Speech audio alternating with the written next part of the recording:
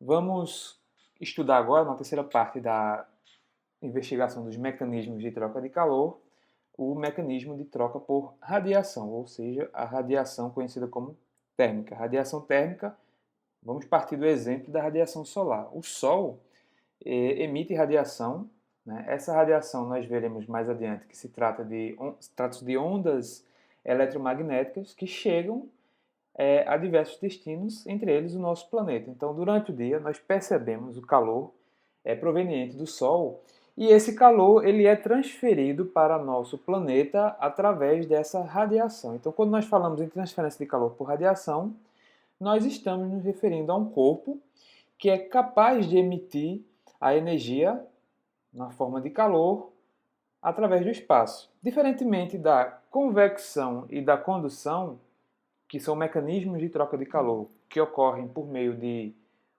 matéria, seja ela líquido, sólido ou gás, através da vibração das moléculas e átomos que formam essa matéria, a radiação ela não depende de um meio material para se propagar. Como se trata de uma onda eletromagnética, ela pode viajar através do vácuo, e esse é um dos motivos de nós recebermos o calor do Sol, porque é uma forma de radiação e, portanto, ela pode viajar através do vácuo, viajar através do espaço e chegar ao nosso planeta, e é um dos maiores exemplos que nós temos da transferência de calor por radiação. Entre outras formas de radiação, o Sol nos transmite a radiação térmica e ela vai viajar no vácuo, não há a necessidade de um meio material.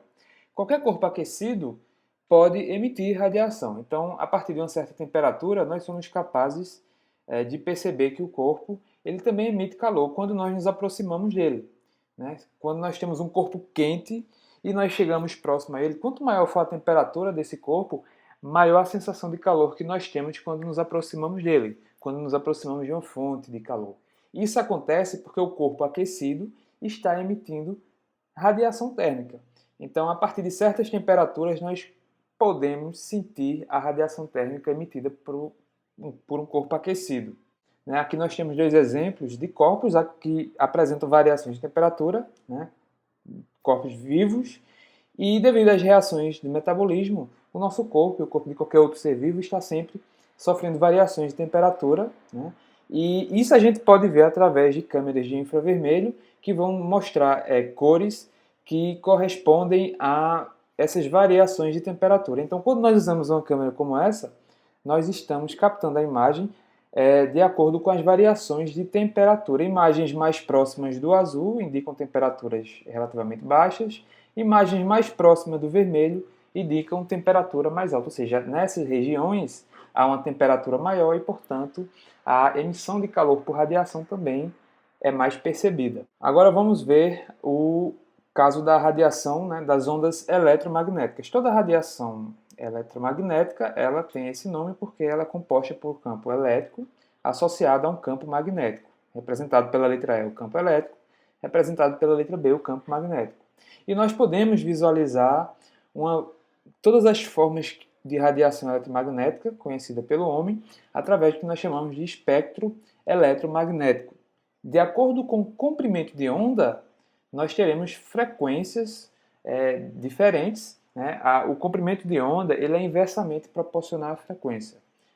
Quanto maior a frequência, menor é o comprimento de onda. Então aqui a gente tem um comprimento de onda baixo, frequências são elevadas. Exemplos são os raios cósmicos, raios gama. Entramos já numa região que nós conhecemos melhor, o raio-x, o ultravioleta, que também nós conhecemos justamente por causa dos efeitos nocivos, que a radiação solar emite não só a luz visível, mas emite todo o espectro eletromagnético, e nós sabemos que dentre esses comprimentos de onda, o do ultravioleta é um dos que nós sempre procuramos nos proteger por causa das altas energias que ele carrega. Chegamos na luz visível, a única que nós conseguimos enxergar, que ela apresenta as cores que nós conhecemos, e à medida que os comprimentos de onda vão ficando maiores, nós temos frequências mais baixas. O que nos interessa para estudar a radiação térmica é a região do infravermelho. Nós conhecemos uma parte do infravermelho também como infravermelho térmico, justamente porque quando o corpo está aquecido, ele começa a emitir radiação nessa região do infravermelho. E é essa região do infravermelho que nos faz perceber a transferência de calor.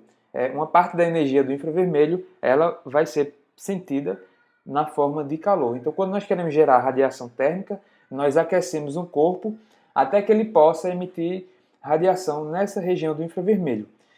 Se o comprimento de onda for maior, então nós temos uma energia mais baixa. Os corpos com temperaturas baixas, eles vão emitir radiação com comprimento de onda longo.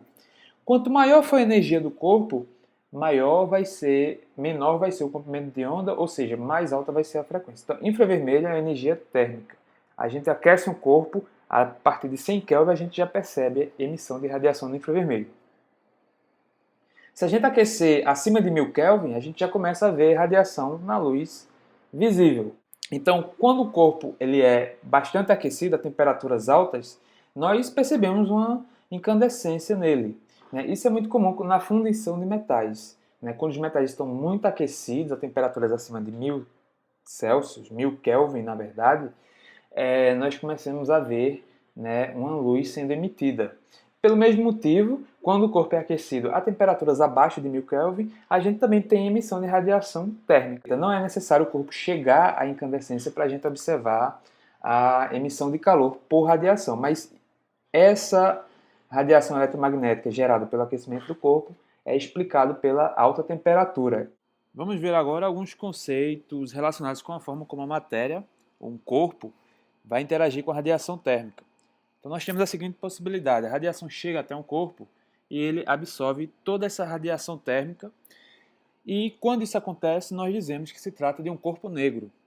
Outra situação que nós utilizamos essa expressão é quando nós temos um corpo aquecido. Nós sabemos que um corpo aquecido ele emite radiação térmica e nós podemos estimar, nós podemos calcular quanto de radiação um corpo a uma certa temperatura pode emitir.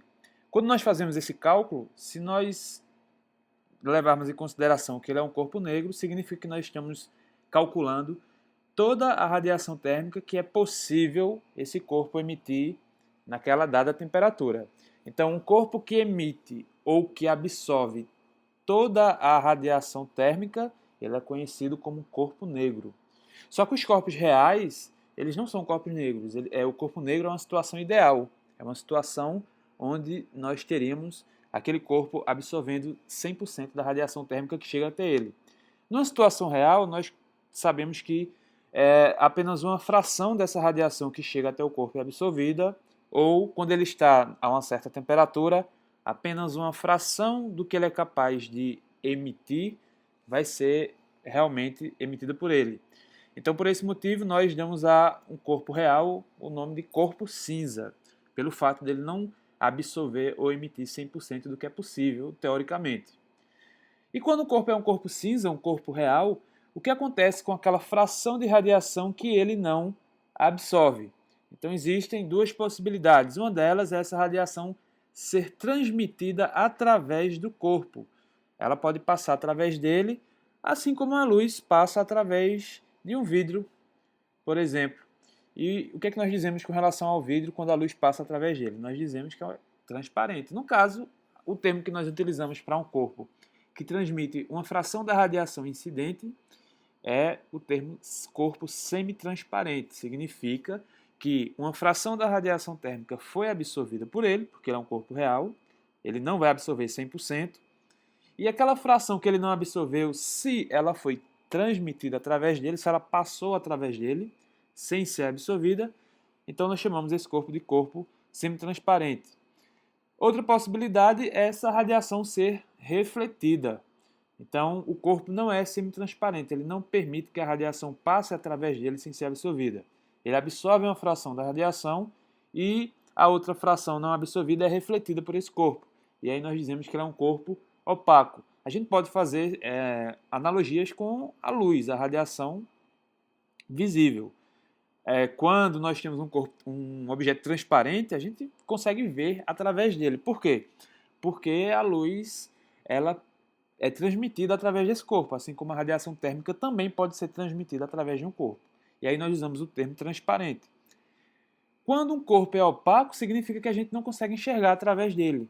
né? Por quê? Porque a luz bate nele e ela é refletida de volta. E aí a gente não enxerga através dele, a gente enxerga aquela luz sendo refletida para a gente. A mesma coisa, a radiação térmica, ela pode incidir sobre o corpo e uma parte dela vai ser refletida e nós usamos o mesmo termo, o termo de corpo opaco. Então, nós podemos ter um corpo negro, que é uma situação ideal, ele absorve ou emite toda a radiação possível.